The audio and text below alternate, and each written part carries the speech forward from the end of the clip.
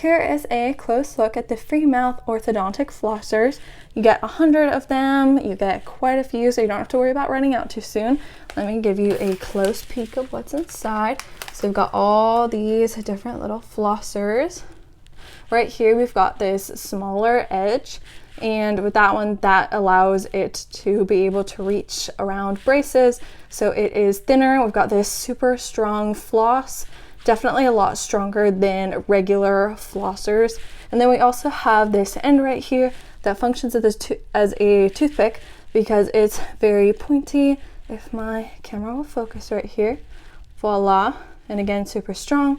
It's also flavorless, so if anyone in your family is averse to mint, these will work beautifully. Got a nice non-slip grip here. Overall, very functional. My younger brother used these because he just got braces and they work very well. And overall, I would highly, highly recommend them.